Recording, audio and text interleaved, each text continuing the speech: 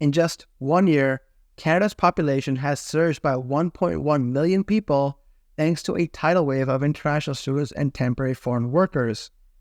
We've hit the 41 million mark only a year after hitting the 40 million mark in our population growth. Diversity and population growth has been the key to our nation's success. But right now, our infrastructure is gasping for air under the weight of this rapid population growth. This is Canada's housing crisis. Buckle up, because this is not just a story, it's the reality facing millions of people, and it deserves a good long chat. The reality is, we just don't have the infrastructure available to handle this mass influx of people. The federal government has admitted way too many people into the country without considering where is everybody going to live, what type of public services can we offer, not just to people coming into the country, but the people who are already here. What kind of public services can we offer to everyone without things falling apart?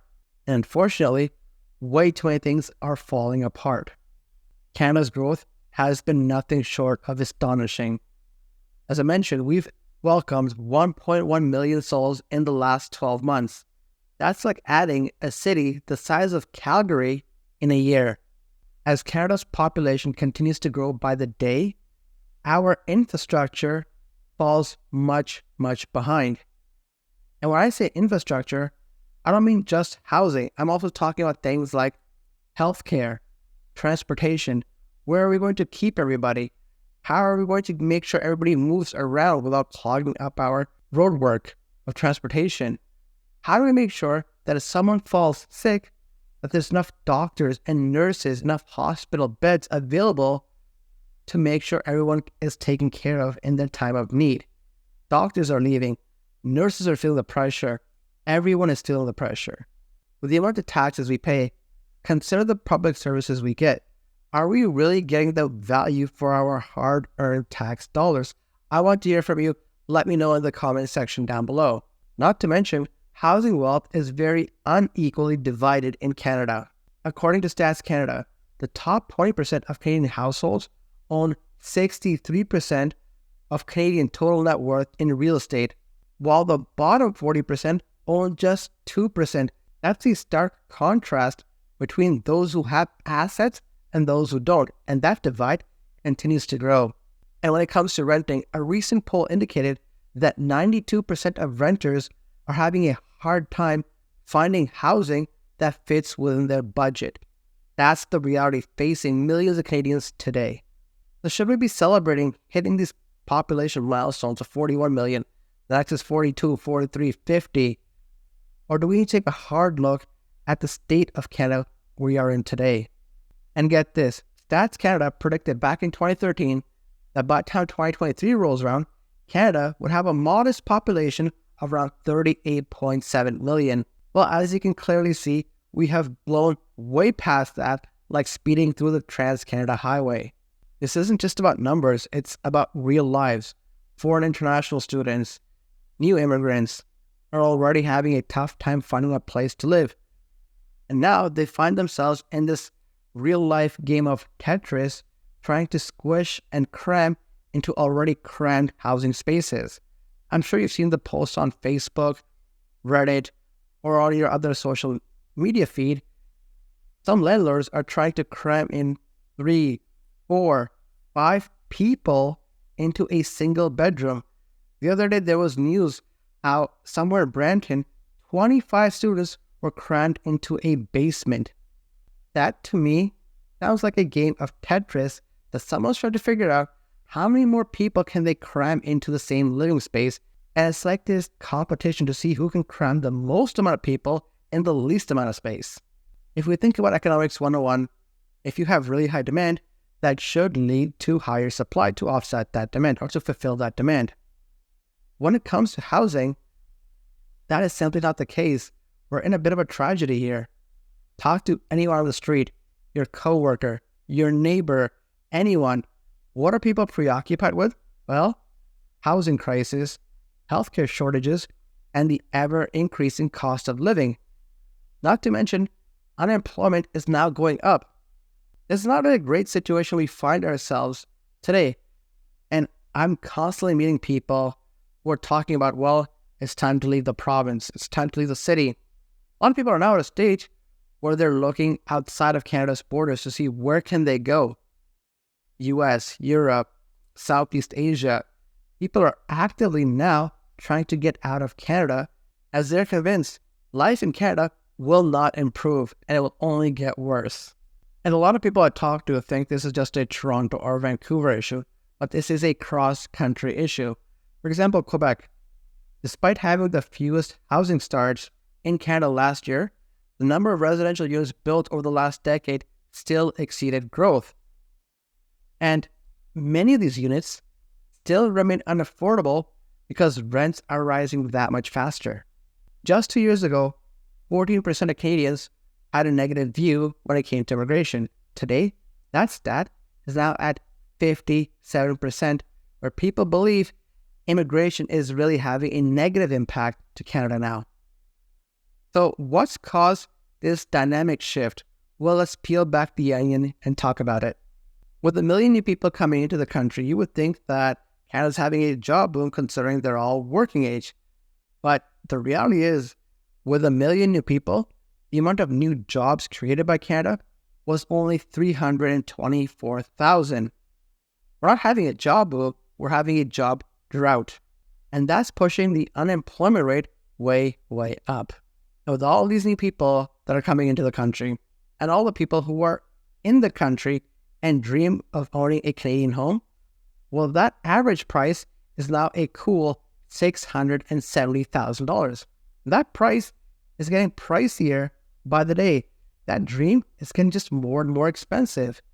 And when it comes to construction costs, well, they are up 51% since 2020. House flippers and foreign buyers are often singled out as major driving factors that are causing this housing speculation, that are causing this housing bubble to continue to keep growing. And many forms of government have tried to introduce new legislation to try and combat some of those investments. All the way from the federal, provincial, and even local municipalities are trying to introduce new laws to see if they can bring that down. But even with all that, that hasn't done much to bring back any levels of affordability in the housing market.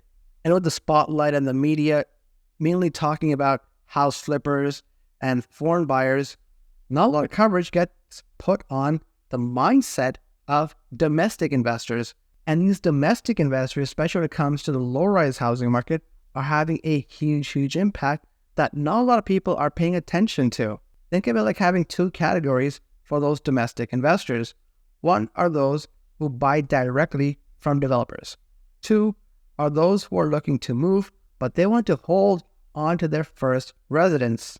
If someone's looking to upsize or move out of the province, out of the city, out of the country, wherever, it doesn't matter, they're looking to move. And when it comes to their main home, the first question, the thought is, well, can we keep this home and put this on the rental market?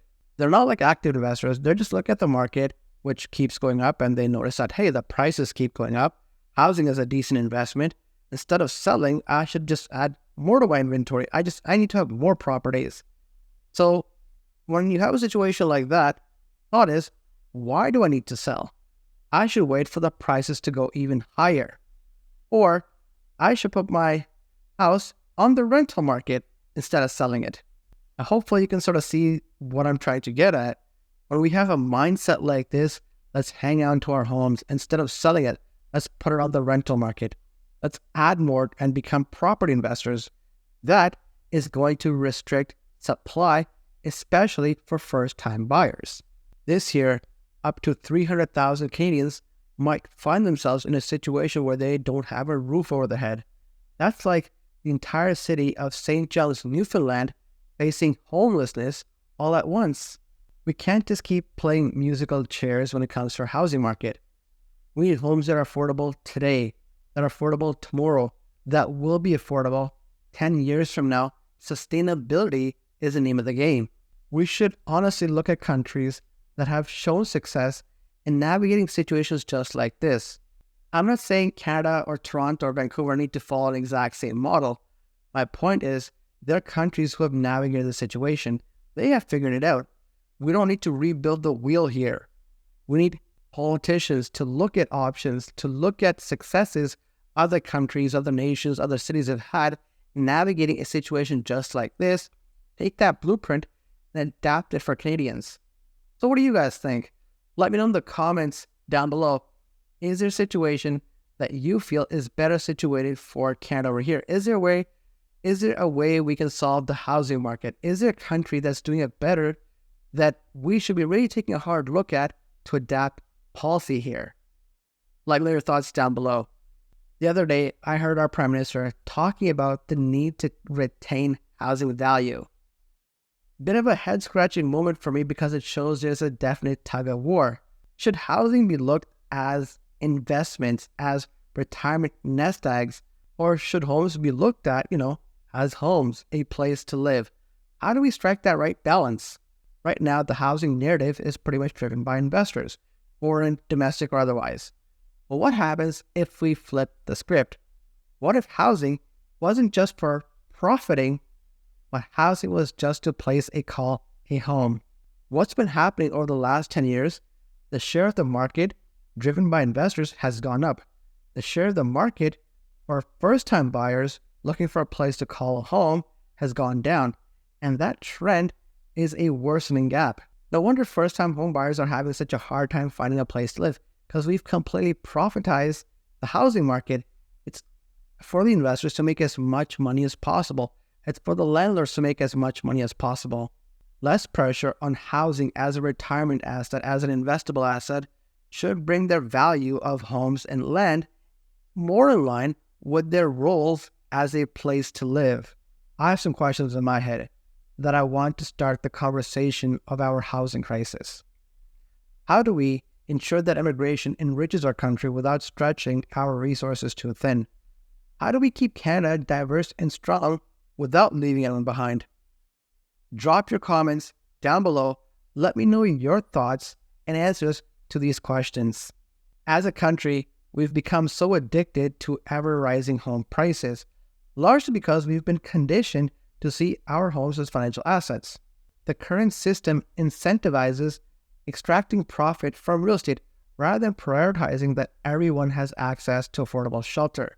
Canada's population has exploded in recent years, and our infrastructure, housing, transportation, healthcare, etc., simply hasn't kept up. Worse, it's further lagging behind as we continue to add more people into the mix. As we grapple with the challenges of immigration, rising costs of living, job creation, is anybody thinking about sustainability in all of this? And that, my friends, is a snapshot of the housing crisis in this nation. If this conversation has sparked a question, a concern, or a solution into our housing crisis, well, don't just keep it to yourself. Hit that like button, subscribe for even more deep dives, and share this video to keep that dialogue going. Check out the links in the description below for exclusive discounts and promotions and financial models to help you navigate our economic choppy waters. Your financial being is just as important as finding a place to call home. Remember, every click, comment, and engagement helps bring these crucial topics to the forefront. Together, we can combat this housing crisis and turn the future and shape the direction where we want to go, where everyone can find their place in Canada's vibrant mosaic. Until next time, I want you to keep the conversation going. Let's make it happen, and I'll talk to you in the comments section.